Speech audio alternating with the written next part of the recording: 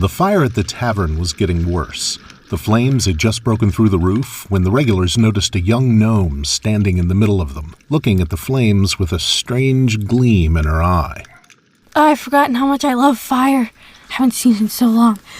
Just watch it dance. What a nice color of orange. What in the nine hells are you supposed to be? I'm a fire department. You're a... What? Wait, you mean you're a fireman?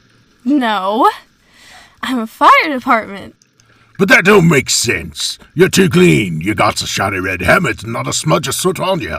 You're a poser. You don't have no hose. You don't have no buckets. You don't have no cart, no water around you at all. The crowd laughed, and with a grin and a hint of a curtsy, the gnome leapt into the air. The wings on her enchanted boots sparkled with trails of effervescent twinkles. She swooped over the heads of the drunken crowd, shot above the growing fire, pulled a slingshot that looked like a gold-plated wishbone from a very large turkey from her belt, and paused. She reached into a blue leather pouch on her belt, pulled something out, placed it in the sling, and when she pulled the band back to take aim, a puzzled hush fell over the scene.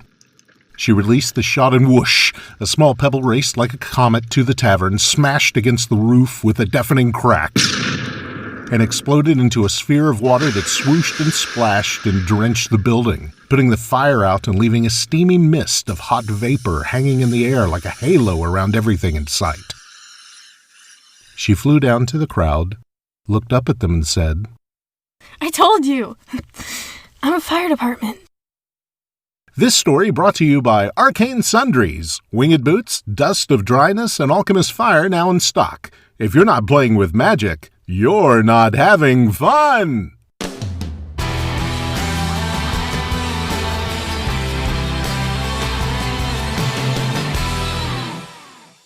Hi, everybody, and welcome to Roleplay Geeks. I'm your host, Frank. I'm your absent hippie, John. I'm Jim. I'm tired enough that was confusing, even though I knew what was going on. And this is Steve-O, a.k.a. the other Steve. And before we get started, I want to do a little bit of housekeeping. First up, don't forget you can follow us on social media. You can find us on Facebook. You can find us on the Twitters. We have YouTube videos we put up. You can like and subscribe to that if you like, and hit the bell icon and be notified if there's new ones put up. And of course, you can catch us on all the places that you normally get your podcast, Spotify and Apple Music and all those sort of places. So please check us out and all that. We even have an Instagram. So if you want to follow what's going on, that's a great place to hit us up if you want to get a hold of us or you want to see what's going on in our podcast land. So let's get started with the topic.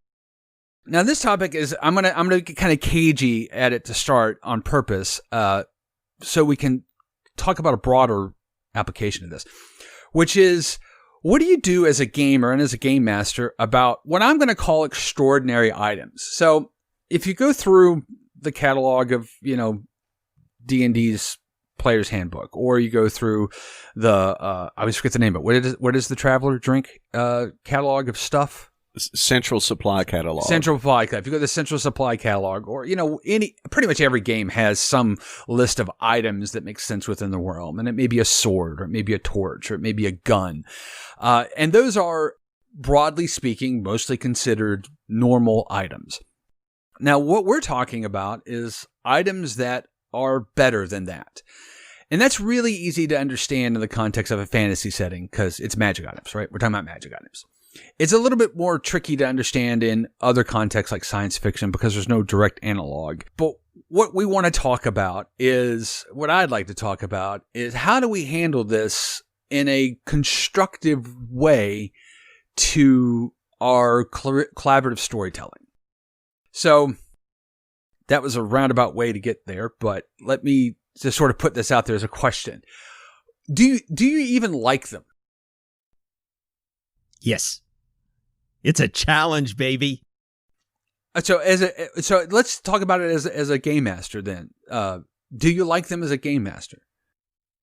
Yes. I like them because it's a challenge. It's like how to make this magic item fun for the players, but constrain it so it doesn't break the game. It's a challenge. I love it. So how about you, Steve-O? Oh, well, I know that's what we're talking about here, and I think that's the primary concern. Anytime you bring an extraordinary item into the game, I mean, a good analog for magic in a science fiction game is alien technology. So it's something from the ancients or something like that. So it could be a weapon that's a disintegrator ray, that kind of, disintegrate an entire grav tank or something. And then maybe you can have that, but maybe somehow you discern this weapon only has 2 shots or something like that. So, normally a character may want to hang on to it, not use it just to get rid of some guy that gave him a dirty look at the bar. Although that would be impressive. I think it would make an impact.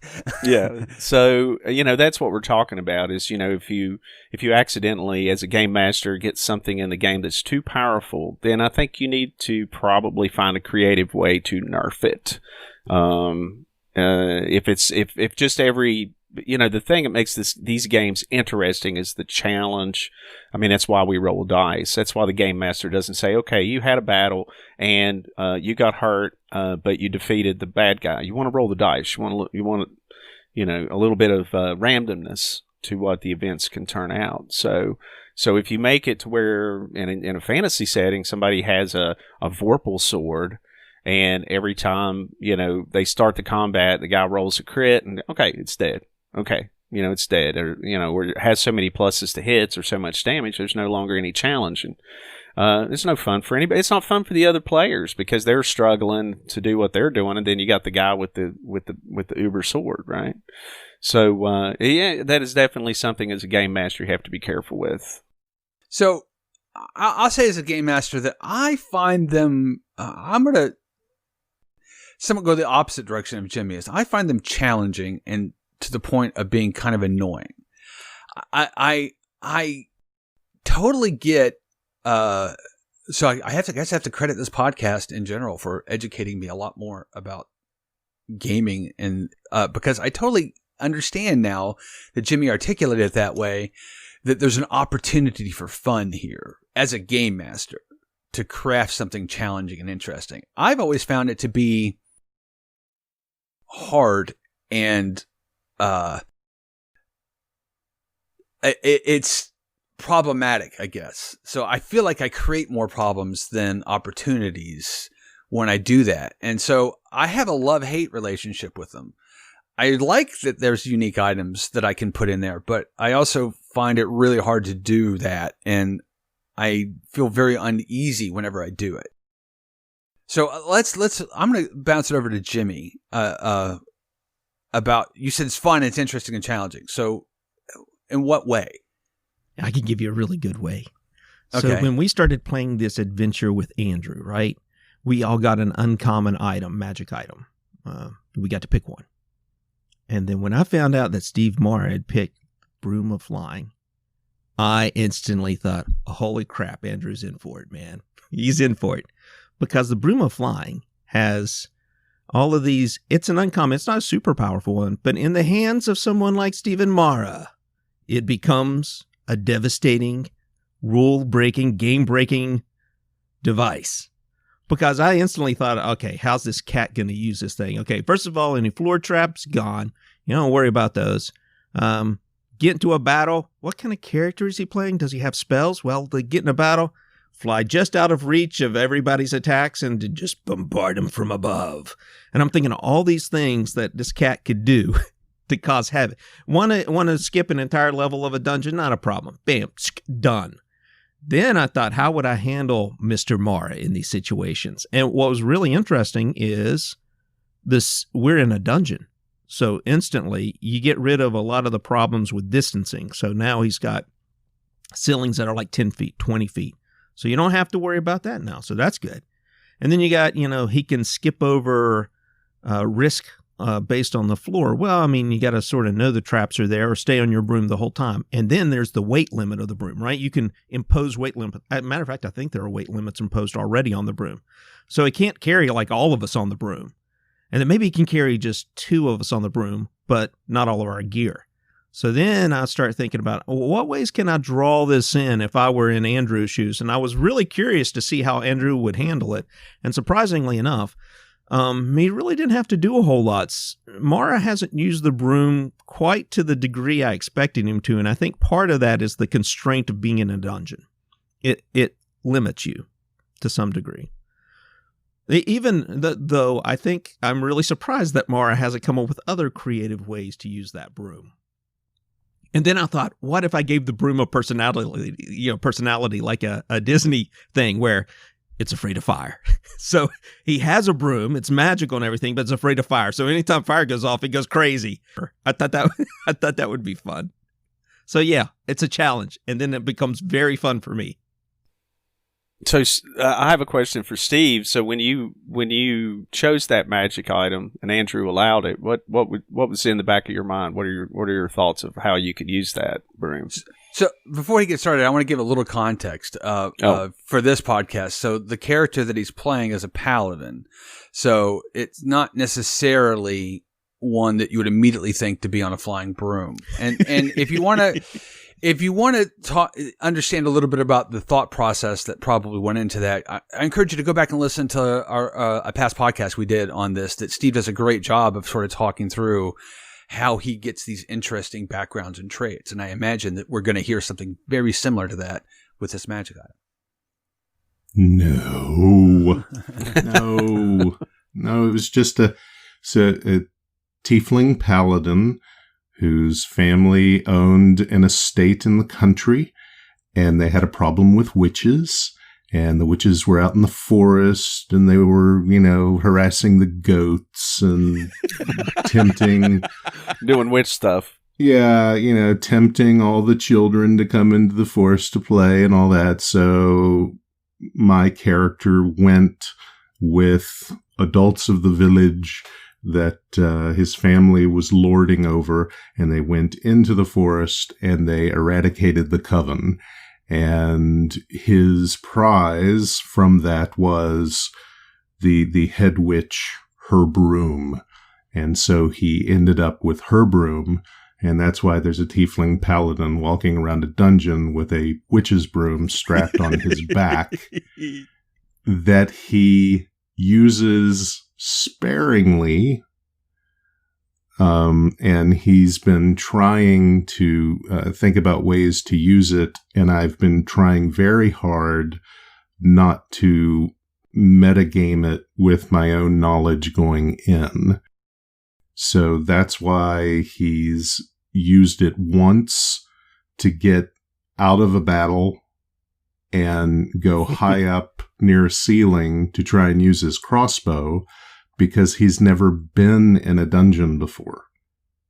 All of his life, he's never been in a dungeon. He's lived on this kind of estate out in the country. And so he's really hoping to take that broom and do something amazing with it. But he's constrained. And that's, something kind of like trying to fly a kite in a basement. Right. Right. It doesn't exactly work unless your basement is huge. But, he's slowly been doing things like, there's an electricity trap on the floor. Well, I'll just get on the broom. I'm worried about going down this hallway. I'll get on the broom. I want to go a little bit faster. I want to get on the broom. I want to be silent. I'll get on the broom. So he's learning things in the dungeon, and I'm trying very hard not to be metagame Steve. Yeah, so now we're in Skullport, and we have like a 3-story open cavern that's going to give you a little bit more options. The only problem being that we also have these doped up skulls flying around that disintegrate people from time to time. So, right. Opportunities, my friend, opportunities. I know. So I'm going to make a comment and then go right to Stephen for a question, which is, as everyone knows, I've been learning to play guitar, and quite often I see things online or something like that, and I'll go and I'll watch these people play or do things, and I'll think, what the hell am I doing? It's just, we're in so different zones of existence. Dude. I'm like, what the hell am I doing? So let me make one comment on that. and that is I've been playing guitar for most of my life, and I get online sometimes and say, "What the hell am I doing?" I mean, that's just I know, but I'm just saying I mean, that whenever Steven goes into these things, I think as a role player, what the hell am I doing? I'm just not. Oh yeah. I'm at a level that's. I mean, I got my Tinker toy, and I was like, "Oh, let's play." It's just. I play bass Anyway. and I get online and I think to myself, I'm doing all right. Oh, You just play Good one one. note and you're good. So, Yeah. other than that interesting background, as a player, Steven, what do you find extraordinary items something you really look forward to or embrace, or what? oh, I used to. Now I don't exactly. I mean, growing up, we played these silly little campaigns there for a while where we took the deities and demigods book and we went after gods. And I can't remember which one specifically you and John wanted to go after, but I was going after everyone that had a staff. And so I had a collection of staves, and it was awesome, and it was great, and I could do all these different things with a character that I only played with you two. And as I got older, I mean, the whole game, Dungeons and Dragons, is essentially built now around the accumulation of extraordinary items. Everyone has something that they can get, and there's this huge standardized list of what are now, things that are just baked into the game. A cloak of invisibility, boots of flying, staff of the magi, wands, amulet of health. All these things are baked in now. And I don't know, for me, it's almost become cliche that every character I play, no matter what character it is, there is this pursuit to get things to increase my abilities. And I don't know, in a way, it kind of cheapens Dungeons and Dragons for me if I'm not playing with a DM who can adapt to the players having these items. I didn't choose an item for this character to kind of build a story on that would make him uber powerful at first level. I tried to choose something that would affect the flavor more than anything. Steve? No, I was just going to say, I think the reason that is especially some fantasy literature and science fiction movies and things almost always have some chosen person that has to get some kind of special weapon or some kind of special items. I mean, if you look at the old movie Clash of the Titans, he has to go collect all these items before he can finish the quest. Even in Star Wars, Luke Skywalker is introduced to the lightsaber, his father's lightsaber, all that business. So, I mean, I just think that's part of the, part of the genre of fantasy and science fiction. Well, it goes back to the Arthurian legend, right? Getting the sword from the stone. Well, there you go. I mean, that's exactly arguably the root in a lot of ways of some of this. I mean, if we want to dig into it, we can break out Joseph Campbell again. So, I mean, who certainly, the hero's journey certainly has a formula for all of those things to bring the elixir back and all that stuff. So, well, I think that one of the problems, though, that has given rise to what Steven's talking about is that one of the things I dislike about extraordinary items is that it even says in the players in the DM's guide that talking about common, uncommon, rare. I mean, the fact that there can be an extraordinary item that's labeled common just seems dumb to me. Is the notion that I may be missing some of my Arthurian history legends, but as far as I know, he only had the one item, the sword. Maybe there are some stories where he's got magic other things, but like a magic goat or a magic... Yeah, whatever. Talk about Excalibur. Yeah, but I mean, there is a item and it's extraordinary and it defines his abilities, but there's only the one. It's not like he has a magic torch and a magic bow and a magic shield and a magic he's got a magic goat, magic goat, magic boots, and he isn't clad head to foot in things that give him extraordinary abilities per se. And I think that at some point you get an inflation where they start to lose meaning, and so I think one of the challenges that we have is balancing that inflation tendencies. And I think it may be indicative of a more mature gamer to understand that having everything is bad. That's just a thought. So let's tease. I'm going to jump sideways. So let's talk a little bit about the types of extraordinary items that one could have. And I think we could we could divide them up in any number of ways, but what I want to broadly divide them into to start with is things that seem to impact the core game mechanics at a functional level versus things that provide you an ability that's not necessarily tied to the core mechanic. Now, that seems kind of abstract, so let me get a little more concrete. An example of the first would be something that adds a plus to your die roll. So Steve mentioned the dice roll that you roll. So if you have a sword plus 3, you're going to roll something, you're going to add something to that number, and that is only has any meaning in the context of the game mechanics, right? I mean, a sword plus 3 it would mean nothing if you read it in a book, not understanding the mechanics that are underneath there. And then something that it provides you an ability that I guess would make sense within something like a book or some other non-game mechanic is like a bag that gives you meals 3 times a day. That's gives you an extraordinary ability.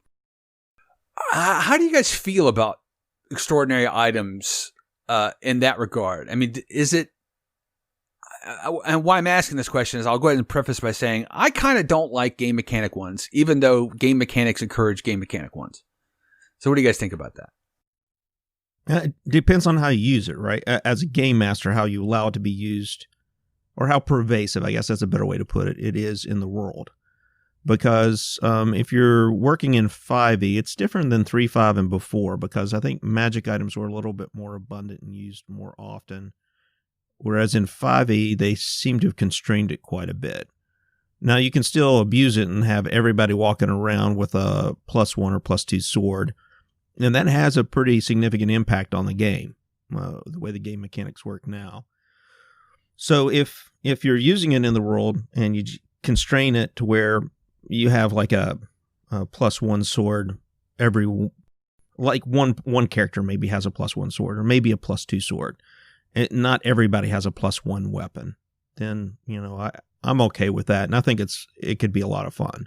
And it makes the sword really special to the person, too. Well, I would like to just say that the thing about the game mechanics, there's a lot of creatures you run into that can only be hit with magic weapons. So, that made it a bit of a challenge. We ran into some things. What was it? Was it the golem or something we ran into? The golem or whatever the flesh. And it could only be, you can only be hit it with magic weapons. And my character at the time only had a cursed sword, but it happened to be, I think, a +1 or something. I don't know. I never did find out what it actually did altogether. But and that character's not with us anymore, so. Yeah, he died. But, that's that issue. I mean, if it can only, if you're going to be encountering creatures that can only be hit with magic weapons, which is pretty prevalent in the game itself, then you're going to have to give your characters a means of defeating them, unless the adventure's written around you running away from them. But and I think if you want to get around just saying +1 or whatever, name it something, the Sword of Keening, or it's a ancient elven thing or something that in the game mechanics makes it this. If you want to make it more gamey or whatever, name it something. But I just think the whole structure of Dungeons and Dragons is just, you're going to have some magic items to defeat the creatures sooner or later. I think that one of the virtues and what makes them attractive of having game mechanic items is that it's very easy to understand the impacts. You know what a sword +1 is going to do. You know it's going to change the probability by just a little bit. And you know that what a sword +3 is going to do. You're going to change the probability by a significant more. So it's really, really easy to understand as a game master and a player how this is going to impact the game. I think that when you have items that have broader abilities, particularly when you have a player that's like Steven, who's very good at discerning highly unusual uses of said thing, it could be a bit of a challenge to figure out the implications of what you've just given your player. And I can see where those are less, for me at least, they are less attractive as a game master. Yet at the same time, I'm oddly more drawn to them because I think they're more interesting stories can be told.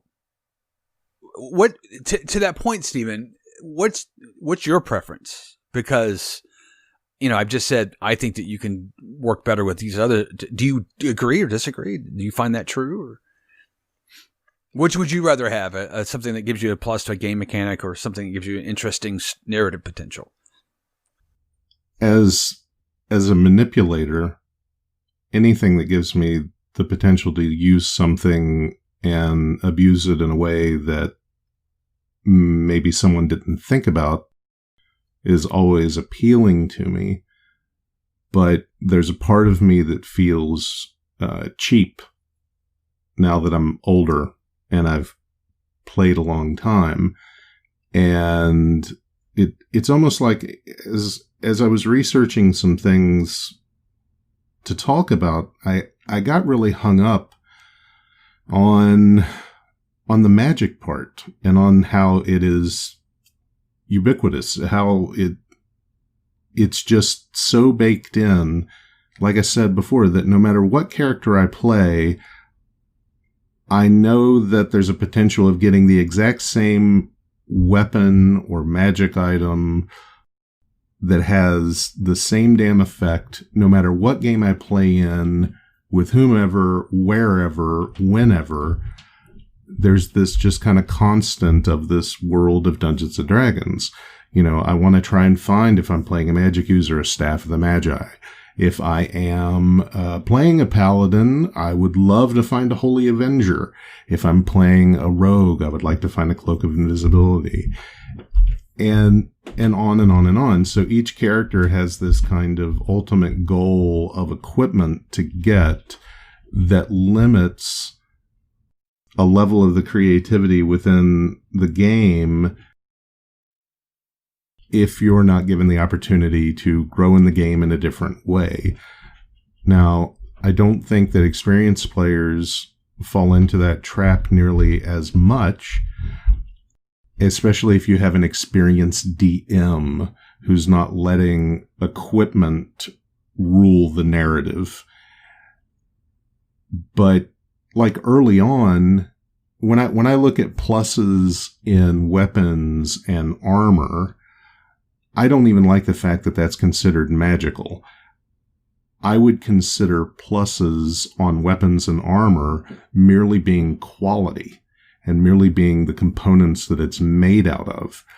And sure, there are some things that would require a magic weapon to affect. Let's say, I think at lower levels, I would appreciate the DMs kind of making the pursuit of actual utilitarian equipment that is better, more of a focus than specifically something magical. I think that the magic items have become too common, to go back to what Frank was saying. They're too common. These are incredible things. I mean, in stories, if you're going to talk about Tolkien or, the things that they had, even minor things, were so incredibly rare. The clasps on the cloaks, the cloaks themselves. These things were so rare and incredible, and yet at the same time, in so many ways, mundane. Their abilities were limited. Yeah, Samwise was given rope. Yes. I mean, a piece of rope. I mean, it's, and I think that most D&D players are rope, whatever. I mean, I'll throw it in the bag. I mean, they're like, we give you the special gift of rope. I mean, that's I go ahead, Frank. Which from a narrative potential, from the narrative that happened, that was the most important item available. So it was so critical to the narrative. But again, I think you're absolutely right about that.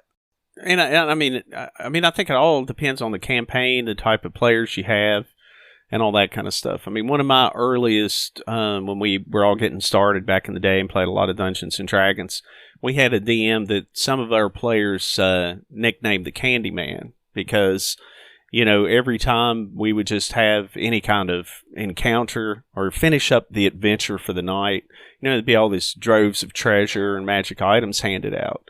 And, it becomes a point where you have like a golf bag of swords and weapons to choose from. I think I'm going to use the crossbow of goblin slaying, or I'm going to whip out my, bugbear doer inner. And, it just, it becomes, and you're absolutely right, it becomes meaningless then because, that's just what it is. But, when I would DM the same group, I was not a very popular DM because I felt like, now keep in mind, we had the kind of the, Steve likes to call it the kingpin player, kind of the dominant guy that was in the, group. He loved that. He loved to dominate everything else. He liked to go in to do an adventure and kill all kinds of stuff and get things. So that DM kind of, pandered to that, right? Like he supplied that for him. So when I would DM, I would make the enemies also have powerful magic items. And he did not like that at all. Because I remember in one case, everybody's going around this tower and, has, their magic stuff, and he's got a cloak of blending. First of all, he rolled up a character class that wasn't even in the rules. He'd picked a ninja character that was a character created in the Dragon magazine, and it was too powerful. For what we were doing. They just gave it too many good traits. And of course, he has a cloak of blending and all these other magic items, so he's like invincible practically.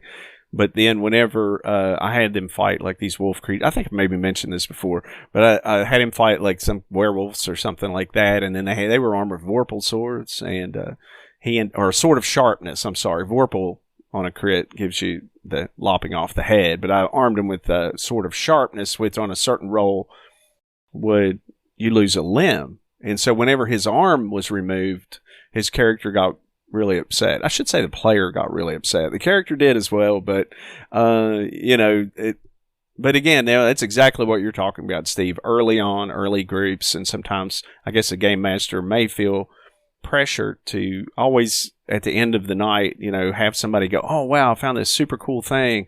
And but if you do it too much, then you end up with just a bunch of junk that's all powerful. In the literature, like Lord of the Rings, or let's look at The Hobbit. Actually, whenever Frodo found, or not Frodo, but Bilbo Baggins, didn't he find Sting, or was that in? No, that's actually in the Fellowship of the Ring, right? No, where he just found. No, Sting is he was given Sting in The Hobbit, and then he found. That's right. He found the ring, and then he gave Sting to Frodo. It was part of the trove that they found at the trolls. But then on the other hand, there's not that's one thing. And then now he has this sword for the rest of the adventure, right? He doesn't get another one later that he discards. Yeah, he didn't go, I'm done with this. This is a +3 sword. I'd rather have it.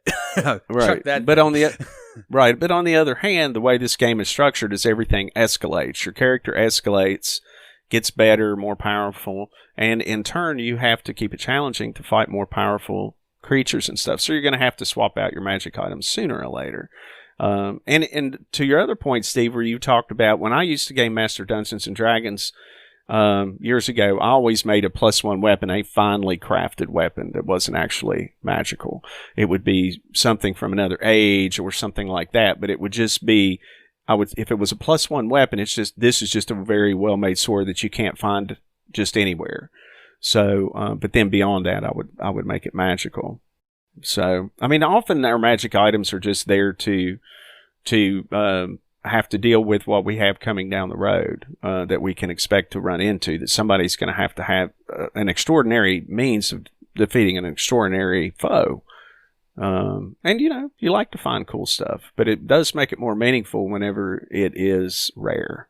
So not every night. So I'm going to jump sideways, if I may, a bit to science fiction setting. Now, I could be wrong about this, but I'm not wrong about one aspect of it.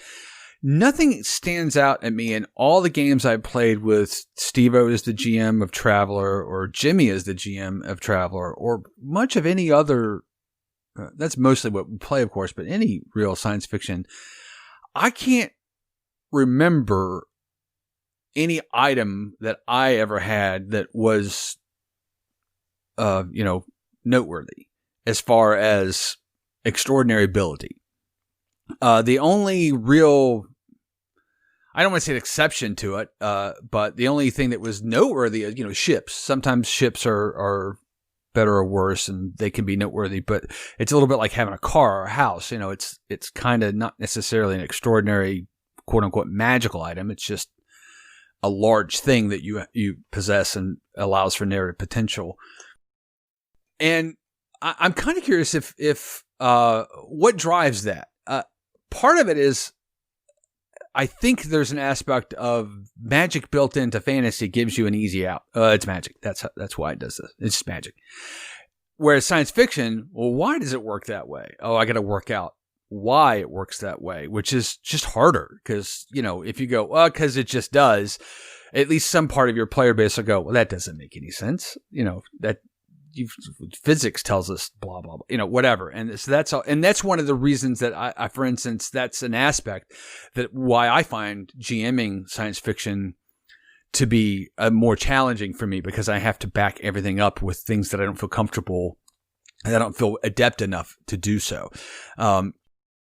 But I'm also wondering, I think you brought up a really interesting point, Steve-O. Is the game mechanics, the way they're laid out, discourage that sort of existence of extraordinary items? Because, Traveller, you are what you are. In the original rules, you were never different. You would never be different than what you are. Now, we've adapted that somewhat, but still, progress is difficult. And it's not like, the creatures you get, the things you fight are progressively worse or more challenging. Right. Well, and Call of Cthulhu is similar. I think in a way, their Traveller, for instance, is based around probably what Steve doesn't like is you become more powerful by the acquisition of items and things like ships and stuff. I mean, to me, in Traveller, the ship always represented a way to get to adventure. Certainly you can have as many adventures as you want on one planet, but in science fiction, a space opera type science fiction game such as Traveller, I mean, you're expected to go to other exotic planets and, find ancient ruins and this kind of stuff. And I mean, but yeah, I guess the way you could look at magic, or what could be potentially an analog to magic in the Traveller universe, would be alien technology, which I have used in the past. I've had characters find alien weapons, and again, I usually make them very limited. Sometimes it'll be an unusual teleportation device or something like that. I mean, you can still have that uber magic / ancient technology weapon, alien technology, that the characters don't necessarily know how it works. I just don't think you could make it, so outrageous that, the hard science fiction guys wouldn't find it reasonable. But again, most people accept that. Okay, it's this civilization's 10,000 years ahead of humanity in the realms of technology. So, having some very unusual item, weapon, or armor, or field, or ship even, can certainly fit in that universe. But typically, to me, one thing that can throw a game out of balance is whenever, like the thing you look at in Traveler, the way you advance is, again, acquisition of wealth typically. So you can buy better ships and better armor. So we have something in it, called Battle Dress, which is like powered combat armor. And it's very, very expensive. It's military only. So most starting out characters aren't going to have that suit of battle dress. I mean, the first thing I can think of is Heinlein with Starship Troopers. They didn't have it in the movie, any of the movies. They didn't address combat armor, but it played a very big role in the novel that was written in the 1950s. And of course, the newer stuff with the Expanse, the character Bobby has her, power armor. That you get the idea is very rare and hard to obtain. It should be military only, so on and so forth. So certainly having a character that can, your starting out characters, everyone has battle dress and fusion weapons and things that should be very difficult to acquire is going to throw the game out of balance unless you're doing some kind of military campaign. But then, I just think as a game master, you have to be careful how you outfit your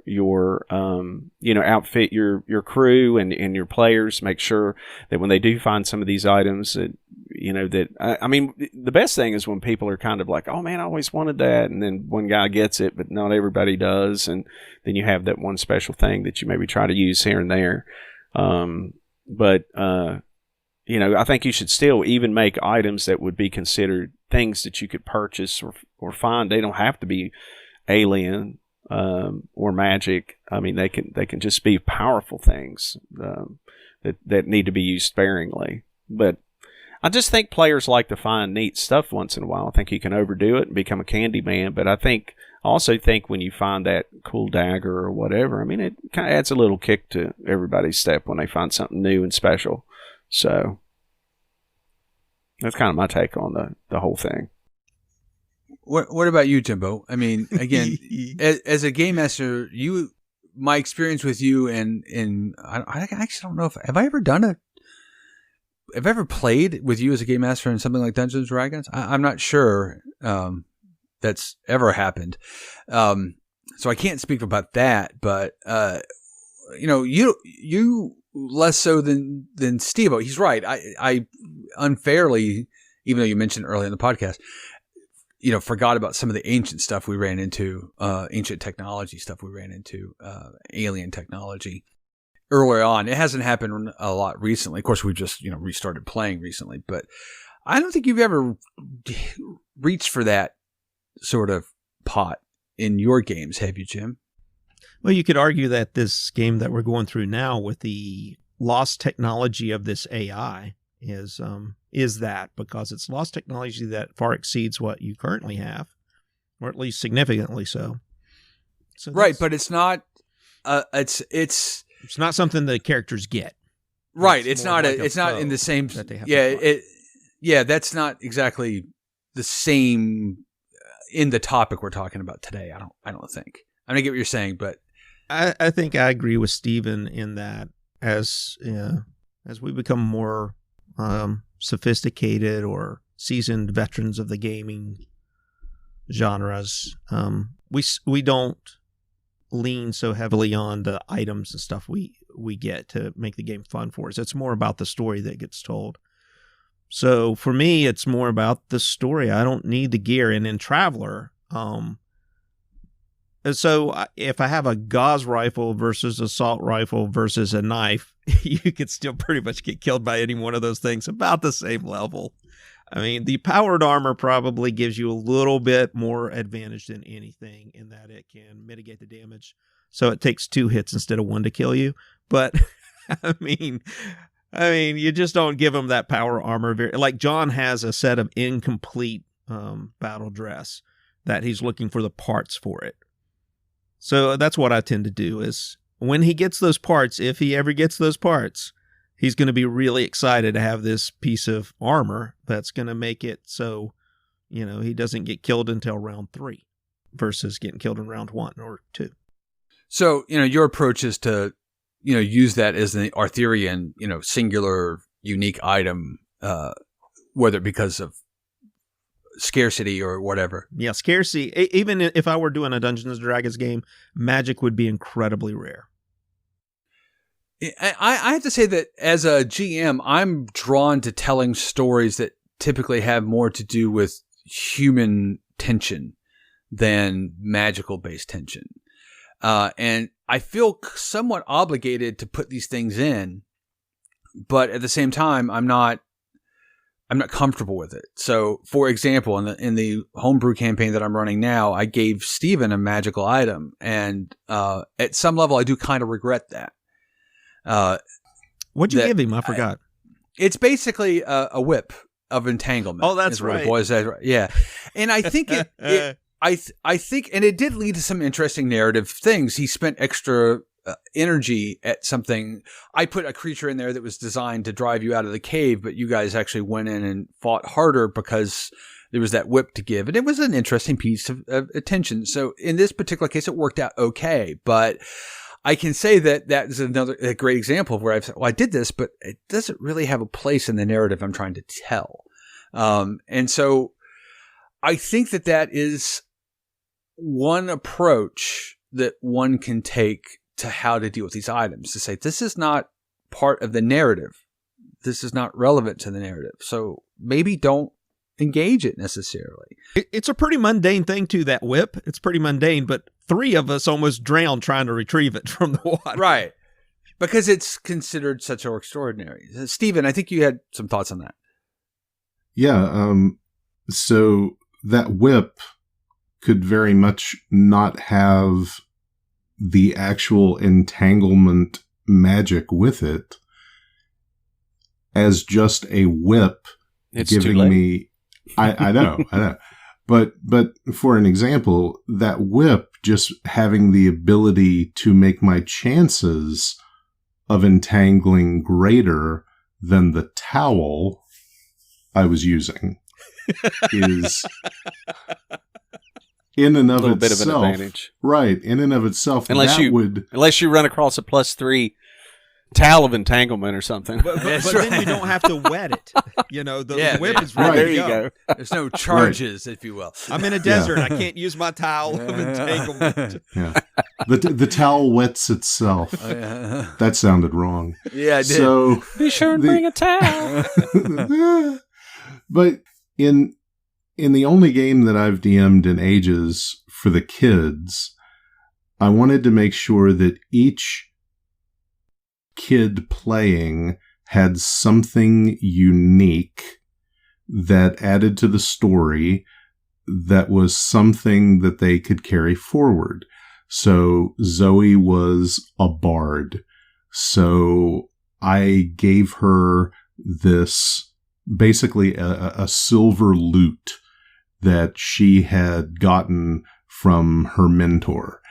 And it's incredible. It's worth tons of money. And it's kind of like what do they call those steel lap guitars? Resonator. A resonator. So it's like a resonator. Yeah. Okay. So it's smaller than a normal guitar, about the size of a lute, but it's a resonator. So it gives her, being that she's young and inexperienced, it gives her the ability to have a greater voice as kind of this bardish kind of character. And then, I think maybe Jack, I gave him a piece of metal. And this piece of metal was like alien technology. It was something that didn't exist anymore. It wasn't a knife, but the way it had broken, it left a sharp edge, so he could use it as a knife, and he ended up using it as a knife. But these things were not game-breaking, and they didn't have inherent magic. They were well-made, and there was a purpose to them. And what we were saying about how as a character progresses, you need that more powerful item to fight a more powerful creature. In the literature that all of this is based on, and you go back to King Arthur, Excalibur, can any of you name a special ability that Excalibur had? Be in a lake and not rust. It can cut through any weapon, I think, right? Or something. Or So it's so well made that it has the ability to cleave things, right? There are plenty of weapons like that, but I don't know that in the original that there is anything explicit other than this is the test for you to be the king. right. And when you carry it, you symbolize being the king of England. Right. But right. and you know, who knows? It's evolved quite a bit through the Right. centuries. So Now it shoots Right. lightning and reads poetry. Right. Quite well. that sounds like the singing sword from Prince Valiant. Yeah, Oh, there you go. Yeah. And, you know, keep in mind that other literary traditions that this stuff taps into, there are no such magical items. Robin Hood, obviously, is an almost as old literary tradition where I can't think of a single magic item that's tied to Robin Hood per se. In much of the, I mean, I'm sure there are versions of Robin Hood that have magic items associated with it, but it's not a common bit. It's all skill and narrative. Right. And some of those things that you carry with you, like if we go back to The Hobbit and Sting, there's no need to upgrade. There's no need to upgrade that weapon. I mean, it is extra sharp and it glows. Ah! I just And it's imagined used. I just imagined the musician Sting instead of the sword Sting. So it's magic and it glows. And that's his It can weapon build throughout- Close. It can build a fortress around your heart. Oh. Good one. So here you have a hobbit carrying around Sting, the musician. Or it could be like Sting and Dune. I will kill him. It can bring on the night if it wants to. Oh. He is a Nerd. powerful weapon. He is a powerful weapon. Oh, I've opened up a can of worms. You have, and our listeners may not be aware, but by far my favorite artist and band of all time is The Police and Sting, even his solo work. So I could go on for hours. Yeah, Literally. we noticed.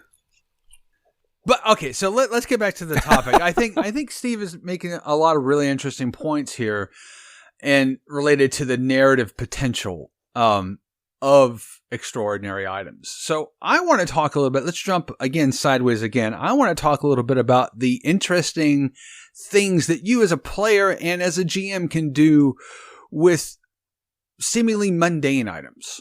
So I think this is an area of, extraordinary item that is oftentimes overlooked as something kind of interesting and cool that can be done.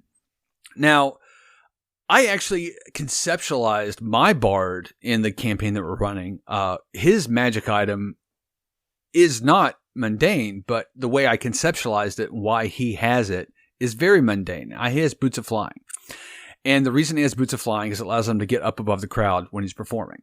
And that's it. That's the only reason he uses them. He doesn't use them in a tactical sense at all. And in fact, I constantly forget that he has them and I don't use them in a tactical sense. But that's kind of a bad example, but there are a lot of mundane items that exist within the player's handbook, and there are a lot of mundane tasks that you could do with extraordinary items. And I think can you guys think of examples of that? And I'm when I not even say sure you what guys, you're I talking mean- about. What are you talking about? I don't understand. Give me an example. Like rope was a mundane item. Extraordinary Like a towel? items. Well, think of them. Think of them as cantrips in item form. So magic items, but that aren't like super magical. Right. They just do one thing that's kind of, something that always lights a fire. You touch a stick and it always lights a fire. That would be an example of a extraordinary item that, doesn't do anything particularly.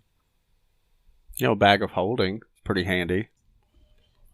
In Steven's hands, I don't care what it is. Like we said, he can take a towel and make it a lethal weapon. Watch out! Yeah. He's like a Steven Seagal character in the 80s of like, he looks like a cook, but with the right items, he can take over an entire aircraft He's carrier MacGyver. fleet. Yeah. He's a D&D McGuy. MacGyver, that's what. Nice.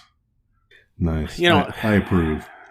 With the whole conversation around this, which this doesn't, I just can't come to mind with anything with, mundane item. I mean, obviously I think you could do extraordinary things. It depends on how creative the player is, I think. As a game master, maybe pick out things that you want to see if the character can come up with an interesting thing. But I think in the long run, you have to look at your group. You have to look at what you're trying to achieve as a game master. And if you have a seasoned group of veterans like we have here, then write your adventure as sort of a book-length campaign that has a beginning, middle, and end. And even though we've talked about side quests and things in previous episodes, you could certainly have some of those. But when you're doling out the magic items, maybe they're going to need a purpose for the end game, for the wrap up. When we were doing Call of Cthulhu, there's certainly magic items in there and spell books. That was a couple things that I gave you guys. You're not able to use them yet because you have to study them for a long time. But I threw a couple of little magic items in there. But what I like about Call of Cthulhu being a horror game and much based around the madness aspect of it is every time you cast a spell or use some of these magic items, you risk your sanity. And so there's a trade-off. So it's something you're not going to do every time you go out, because you risk driving yourself insane if you use these powers and abilities too much for humans. So I kind of like that you have to think about when and where you use it. And it's the same as, I like magic items, wands and things. And like I said, when I used to, in one campaign, gave the group an alien weapon in Traveler, it had just a finite amount of charges. You had to be very discerning about where you used it. You just said, well, I'm going to whip out the disintegrator gun or whatever it was. I don't even really remember that well. But, I like things that are limited and that maybe you need to save it for a really, really desperate situation. But then you may have other groups that have that expectation. And if just remember, if you're a game master and you're putting creatures, I gave the example early in the podcast, if you're throwing things in there that have, if you have monsters and foes that require magical means to defeat them, you're going to have to give your characters magical means to defeat them with. So, I mean, it's all about game balance.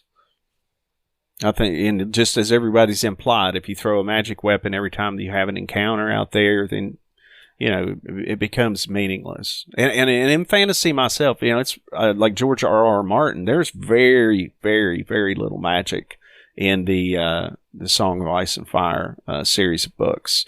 Everyone knows it's Game of Thrones from the stories and stuff, but if you think about it, the dragons are very rare. And there was an age before where all this magic and things existed. The rare weapons are Valyrian steel. At no point do they ever say that it's magical. It's not. It's just something about the alloy itself. I like that because when magic appears in that series, it is very rare. And that's what I prefer in any fantasy I read. I want magic to be something very, very unusual. And I think Dungeons and Dragons, again, it's just a personal opinion, but it's like some other fantasy series where magic is mundane, where cantrips are there. You can walk down the street and some shoe shine guy or armor shine guy does a cantrip and shines your armor on the street. To me, that's too mundane for magic. I don't like magic being that common personally. I like magic to be something very rare. Just a personal opinion, but magic is rare in Song of Ice and Fire unless they need to resurrect somebody, in which case apparently you can raise everyone from the dead. He uses that trope a lot in that series. That's why I'm facetiously throwing that out. There was one guy that kind of one or two characters, I guess, thinking about it. But I mean, you don't have a lot of magic items and weapons and throwing fireball spells and all this kind of stuff. And there obviously was a trade-off to some of that stuff too. So you mentioned something early on in that struck a thought that keep your campaigns to like a novel length. So how much do you think of this as artifact? I don't sense that this is a problem that we're having now. as players, and I think part of the reason is because we don't have any really ongoing campaigns. So we tend to play an adventure. We create characters, we play an adventure, and those characters are then in the ether, go away and never stuck on a present again. planet. Or whatever, right? And so, we, and then the next adventure we make all new characters and personas. We do something different, and so there's no real continuation of characters for the most part. And I think the Call of Cthulhu campaign may be the first one that we've continued on to a new adventure with the same characters, and which we haven't done yet, but which we haven't done yet, but. In a while, the intention is to do so, right? Yeah. And I'm wondering how much of this, like items,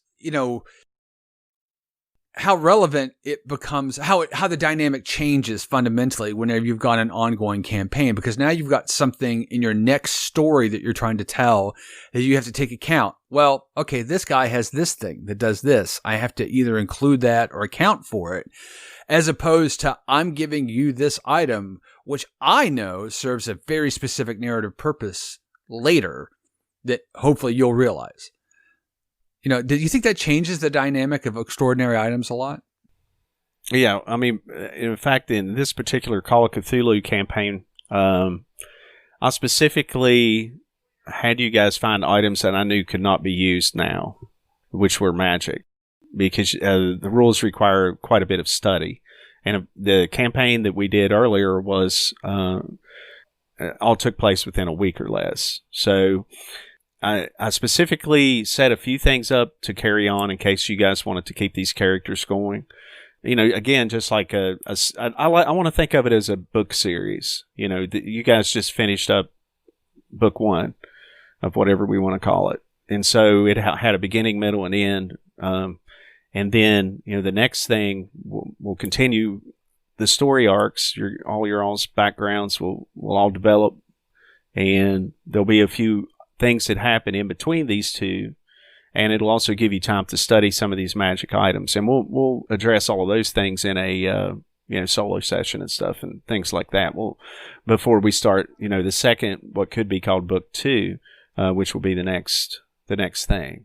And that's the way I've envisioned doing this from the beginning. Yeah, definitely. It's definitely going to be a carryover from that. So, Stephen, you've done the more varied experience, I think, than anyone else, because you've played in a lot of different types of campaigns. And I mean, the campaigns you played do they tend to be ongoing, where you've got to contend with the existence of these items that happened in Adventure 1 now have an impact on Adventure 2, or has it been, has that been more or less of a problem, do you think? Most of the DMs that I've played with on longer campaigns fall into two groups.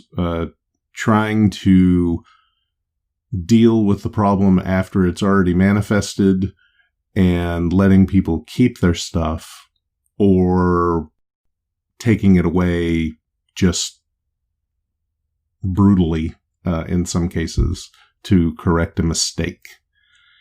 And I think in either one that the prevalence of magic items is the problem, that these things are so common that you always have the possibility of something that you get early on being a problem later. A robe of useful items seems like something that's not incredibly, you can't really abuse it that much, but to go back to the crawling through a small passage piece that I like to go back to, there are things that you can take off a robe of useful items that completely clog a passage. Like if I'm in a 3-foot by 3-foot tunnel and I'm crawling along, I could throw a pack horse behind me to kind of clog rather gruesomely that hole. And so there are things like that a lot of times, like, people go back to the ever smoking bottle and the decanter of endless water. Those are like two things that you could get early on that can be completely abused. The whole thing about flooding a whole dungeon or, filling something with smoke that never ends. I don't know if that's exactly what you were asking, but the potential for abuse is ongoing no matter what item it is. You can take something that just seems mundane and it can be used in, what is an ordinary circumstance in an extraordinary way. I got a question, though. You're saying abuse. So, I mean, why would that even be considered abuse? I mean, if it were me and I was a game master and you said, I'm going to put a pack horse behind me, I would probably say, you try to do it, it doesn't work. There's not room. If I feel like that's going to mess up the campaign. I mean, I can put that constraint in there as a game master, I feel like. You got to be careful with that, though. You got to be careful with that, because if you have a pre-existing description of a magic item and you get that magic item and you try to use it the way that it's written out and the game master says, nope, can't do that, then it deflates the player a little bit. And like, well, what's the point in having this thing if I can't use it? So, well, mostly you could use it, but that's something that wouldn't normally, it's useful items or what have you. And of course, I know you could pull something else out of it and probably use it. But I mean, when you say abuse is where I'm going with this. And I think it all depends on your adventure. Maybe some players and game masters like a lot of that, a lot of different magic things you can throw out there and then try to deal with it. It just may not be your particular taste to have a game like that. I mean, you see where I'm going with that? I mean, some players, and I think Dungeons and Dragons in particular, and Traveller and most role-playing games are designed to just keep going continuously. So your characters have to grow one way or another. And again, as we pointed out, games like Call of Cthulhu and Traveller, where you roll up that character and that's who you start with, this fully formed guy. The only way he can become more powerful is through the acquisition of items. Weapons, armor, ships, so on and so forth. And then, of course, in Dungeons and Dragons, the stronger you get, the creatures are stronger, you're going to have to get more powerful items in order to defeat them. I mean, you can certainly hand out way too much, but I don't know where you're going with the idea of abuse and that it's unrealistic or not used as it's intended to be used. I think, again, it's just a matter of personal taste, I think. In some ways, game breaking. Mm-hmm. If you're given something that is game breaking in a way that allows you to create almost a facet of invincibility to what's thrown at you. And don't get me wrong, I love abusing Dungeons and Dragons on many levels, I guess. Yeah. I love trying to do that with spells or items or whatever.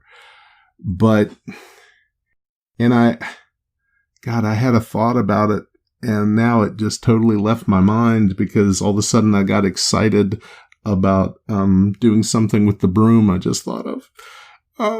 Damn it to hell. Damn you all. I had it right there. We'll try and make a note on the broom or you'll forget by the next time we play. Shit. No, it's pushing everything else out. It's all gone. See what I mean? So here's part of it. When you're talking, you keep going back, and I know we all do.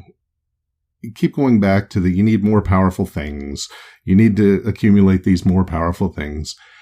A really basic story, that maybe, I find dear because I read it in junior high and it helped form me as a person in an odd way. But the Dragonlance Chronicles, the characters in that, Raistlin or Rastlin, depending on how you want to pronounce it, he had a staff and it made light. And that was his. I called him chicken legs. Oh, don't call him chicken legs. Well, they were really skinny. He is thin. But his abilities, And the word for creating light on his staff was Shirak, Shirak. And I'll always remember that. And so he had his brother Caramon. He was Caramel, because he was the deliciously tan and healthy one. Well, part of the series he wasn't. He was the doughy one with a caramel center. With a caramel center. Nice. Then he went to Jenny Craig. Yeah. Yeah. He went to I've never read the. He went to I've Gladiator. never read this series. He went to Gladiator training, is what he did. He did. He went to Gladiator training. Well, anyway, I've never read the series. I have no idea. Oh, that's a shame. But all of them had their main strengths were their own abilities and will and things that were actually quite realistic. And there was magic in the world, but it was so rare. The dragon orbs and things like that it wasn't the purpose. And it sounds like I've just been shitting on Magic and D&D, and I absolutely didn't mean for that to be the case. Oh, okay. Well, then I'm glad you said that, because I thought you were just shitting on D&D Magic. No. I love it. I think we've been collectively bagging on it quite a bit, which is, Well, again, I like it if it's rare. Yeah, I think Steve is right. It's rare, and the DM sets the rules for it. Constraints, it sets the rules for it. It's on him.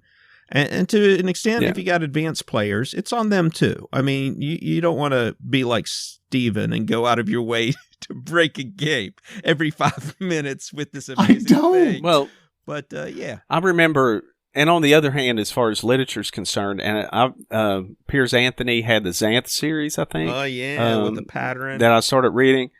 And I've read some other Piers Anthony stuff that I like quite a lot. I can't think of the name of the series, but I remember when I first started reading Xanth, and the very first spell was some schoolboys casting some kind of spell, and I'm not talking Harry Potter. I don't even remember the situation, but it was something to do with a snake or something. But I was like, I can tell already I'm not going to like this, because magic is going to be every paragraph, every page, every chapter is going to have somebody doing a little something insignificant with magic, so on and so forth.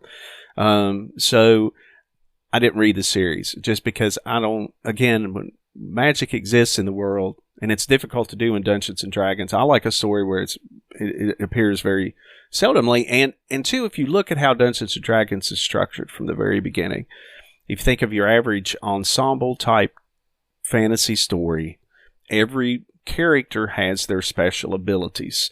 The thief, the fighter, the wizard, the cleric. Those are your core players right there.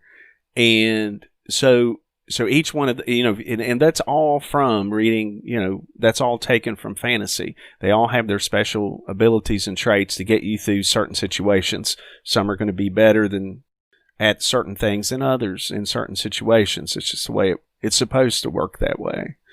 But it's difficult, I think, in the ways D&D is structured. If you want to have magic to be rare, a dungeon master would have to really have to be careful about how they construct their adventure. If your players want it that way, and again, some players want it the other way. Some players want magic stuff. Well, there's a built-in constraint too with the rule set for 5e. So you can only be attuned to 3 items at any given time. So you're at least limited in that respect. And then you also have other limitations, like you have to utter a command word for a lot of these things.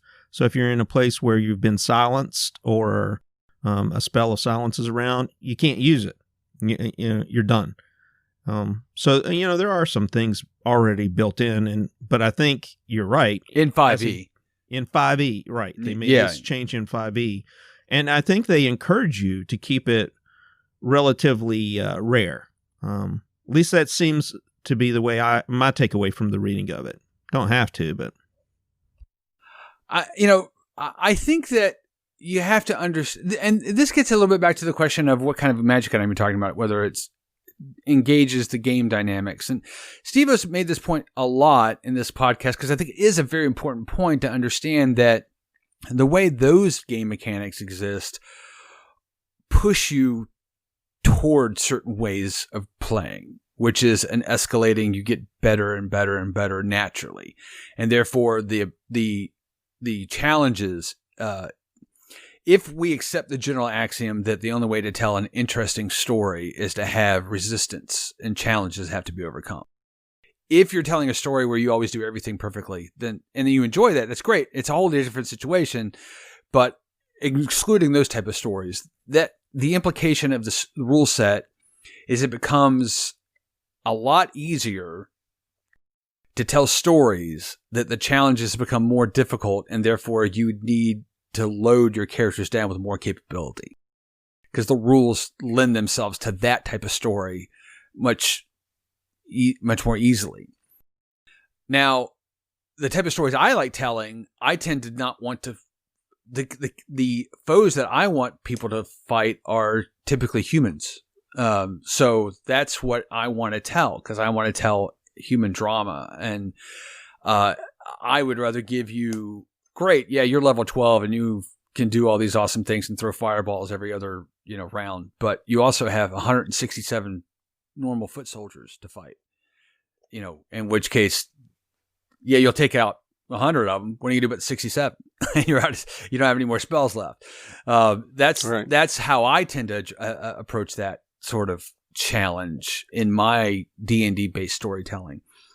I thought of another example of items, special items, is James Bond. Think about every James Bond movie. Now, James Bond is more clearly like a Traveler character or Call of Cthulhu character. He's already done his training. He's already good at doing what he does.